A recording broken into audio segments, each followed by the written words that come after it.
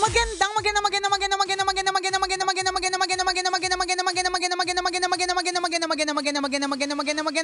tanghali. Kumikinang na ulo, Jego Bandido.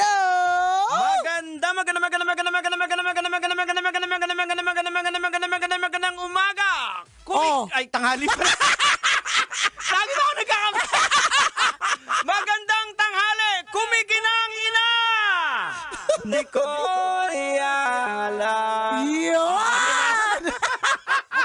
Alam mo, ang bilis na yata gumawa ng mga kanta ngayon, no? Oo. Diba? Pwede. Gawa na kaya tayo ng kanta. Oo. Rap. Pwede bang rap? Kung halimbawa, kasi sobrang tindi na ng AI, no?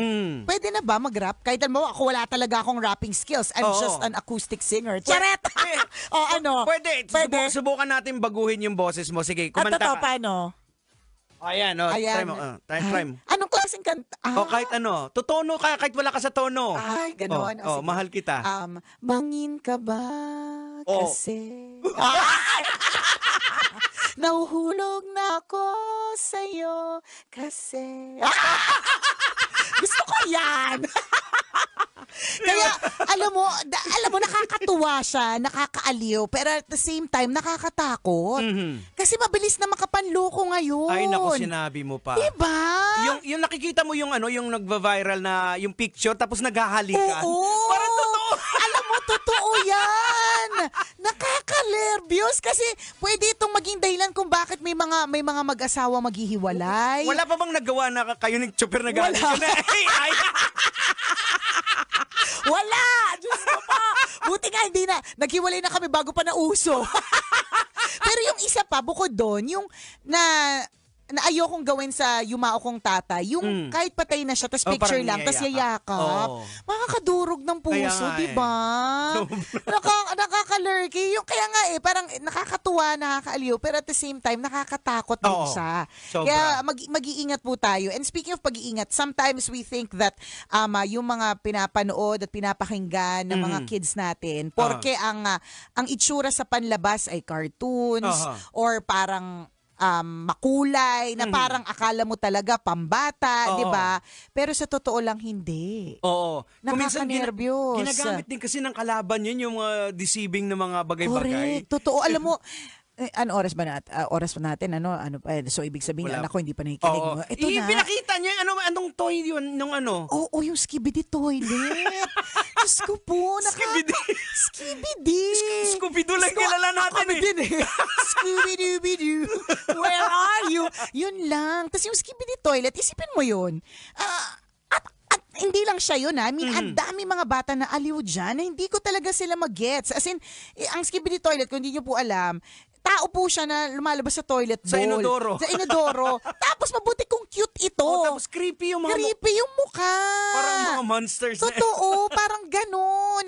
Yun nga So maging, wag nating isipin na okay lang yung mga pinapanood nila kasi hindi okay. So for example, we share the same Spotify account yung buong family. So isang family account ito ng Spotify. So kung ano yung pinakikinggan ng asawa ko, nakikita ko sa playlist. So alam sa history. So alam ko kung may playlist, kung may podcast siyang pinapakinggan na sexy, ganyan. So far wala pa.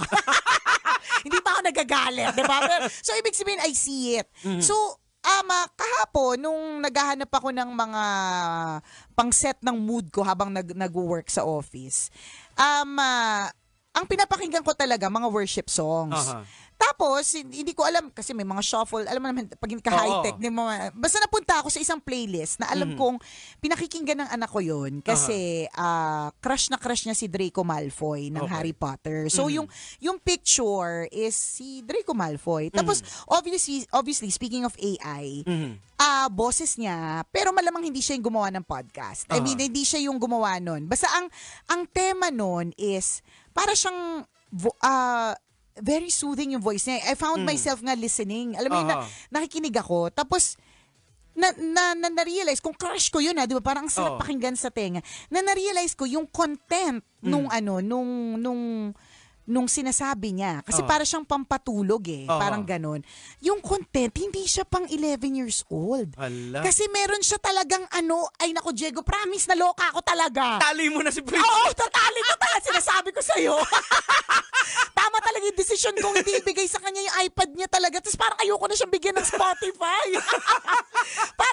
parang, kasi yung kaya, nililimit ko yung time nila kasi yun nga, hindi ko alam kung ano yung mga possible na ma-expose sila. Masyado na silang exposed. And honestly, totoo, hindi natin mabantayan sila 24/7 eh.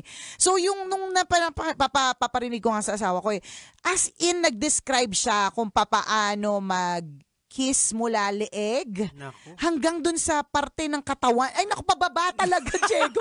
Promise, 11 years old yun. Oo, pero ano siya, ang boses niya, yung boses nung Draco Malfoy, AI, ganun siya eh. So, may mga ngayon halimbawa, boses ni boses ko, pwedeng gamitin. Kaya wag po kayo magpapalin lang na kunyari tatawagan kayo o offeran kayo ng kung anik-anik. Hindi ako yun, wala ko ino-offer. Wala ko ino-offer kasi totoo, kasi kaya na siya. So ito, isang buo siyang podcast, as in isang sobrang daming episodes na yun yung tema. Tapos yun yung boses. Na akala mo safe kasi boses naman yun ng crush niyang artista eh. 'Di ba?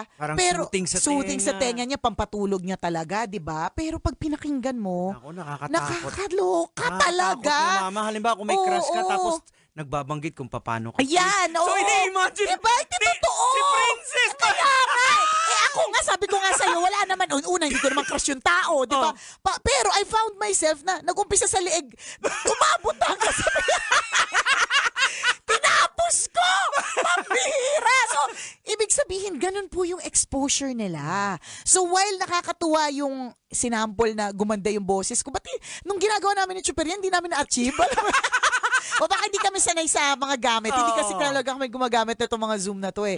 While nakakaaliw siya na parang, nga, gumanda yung boses ko. Parang, or umiba ba siya, naging acoustic singer na talaga or something. Nakakatakot din siya at the same time kasi ang bilis niya makapanlin lang ng tao. And these are things that the enemy does. Ginagawa po yun ng enemy. Correct. Hindi yan galing kay Lord. Yung ganyang panlilin lang. Nakakatakot. Kasi, nakakatakot siya. Sabi nga, ano talaga si Satan talaga is yung father of liars, deceiving talaga. Yun Steal, kill, and destroy. Yun ang kanyang role. Yun talaga yung ano niya, yung nature niya, yung mag-deceive, magsinungaling. Correct ka. And yung deceiving na sinasabi natin, talagang i-deceive ka. Bakit? 'Di ba? Yung temptation, kunyari, sa isang lalaki, ang temptation ay yung babaeng sexy. Wala pa naman ako nakitang nag-tempt sa isang lalaki na ang itsura ng babae, marites. Alam mo yung itsura ng marites, medyo bungal, 'di ba? Parang ganun, hindi eh. Laging sexing babae. Tsaka laging yung type niya. Yung type niya, yung template niya, yan yung mga tipo niya. Ganyan ang ganyan yung temptation. Ganyan mag-deceive. Oo, nakakatakot. Kaya nakakatakot. Mag-ingat ka. Ito, yung narinig ko na podcast na yun, it's very deceiving. Kasi, boses ng crush. Oo. Diba? So, ini-imagine mo na. Kasi may mukha ka na, pero iba pala yung mukha niya. Correct. Diba? Iba pala, diba ganun? Oo, may sungay pala. May sungay pala. Lumalangoy pala sa dagat-dagatang apoy. May hawak na malaking tinitor. Habang nagsasalita ng imagine niyo po, to make it even more visual for you. Pinapantasya mo or iniisip mo ay taong ito, 'di ba? Pero sa totoo lang behind it, nadideceive ka kasi meron talagang sungay, mapula yung mata, naglalaway, may malaking tinidor, 'di ba? Ganon siya. Nakakatakot. Ayaw natin ng ganon.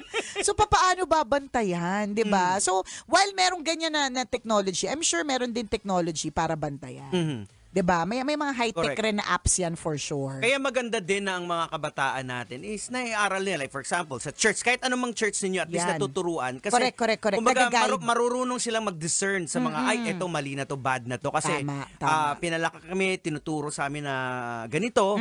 So, nadidiscern nila na hindi to tama. Agree. Ayan, totoo yan. So, importante din yun eh. So, maganda yun ang sinabi mo yan kasi hindi mo man makontrol 24/7 kung anong pinapanood, but you can control the environment they are in. Ibig sabihin, pwede bilang nanay at tatay niya na nakatira pa yun sa poder mo at ikaw talaga yung magulang, pwede mong piliin kung saan sila pupunta. Correct. Sang school sila mag-aaral, sang church sila pupunta. Sino mga kaibigan, maaaring pwedeng pwede ka may influence doon eh. Kasi ilalagay mo siya doon sa mga, alam mong, mga positibo yung mga tao dito, hindi nagdodroga, hindi pusher, di ba? Di ba? Tama. Yun pwede mo makontrol. Di ba? The Yes. environment they are in. Oo. Ay, nakakatakot, Diego. Oo. Sabi ko sa'yo, promise. Alam mo yung parang, I'm sure narinig niya yun. I'm sure pinakinggan niya yung podcast na yun. Yeah. And I pray that, yung effect nito sa kanya ay hindi, I pray that the Lord will prevail. And He Oo. will.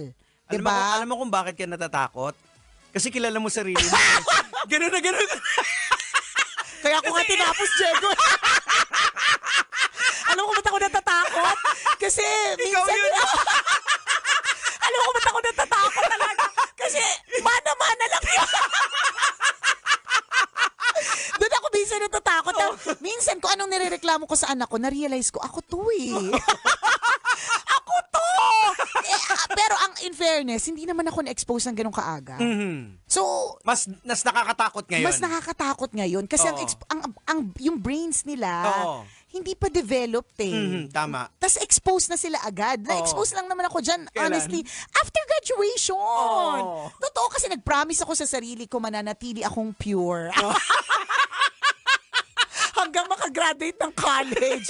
'Di ba? Pero ito, yung exposure ng mga tao, yung mga bata sa mga malalaswang mga pinapakinggan at babasahin, nandun na eh. Correct. Dati, kailangan ipasa pa sa'yo. 'Di ba? Ibaburn mo yung CD. Ayan, oh. Magtatago, bet ang May effort na mangyayari. Oo. Ito Ngayon ngayon, kahit saan na eh. effortless. Kahit saan na eh. Kahit saan. Nakakatakot. So, kailangan po natin ng doble, triple at laging pagdarasal. Correct. Oo, lalong-lalo na kung tayo po ay mga magulang.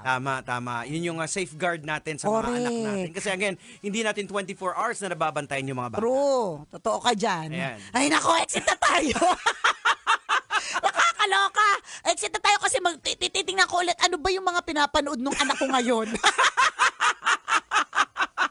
O siya, kapiling at kabading. Ating. Ikaw. Ako po ang kumikinang naulo. Pag may buhok, hindi po ako yan. Ako po si Diego Bandido. At ako naman ang kumikinang ina mo na si Nicole Yala na nagsasabing masikip mang tanggapin. Ngunit hindi lahat ng tao ay mananatili sa atin. Aww. Kailangan pa bang i-memorize yan? Love Radio. Basic!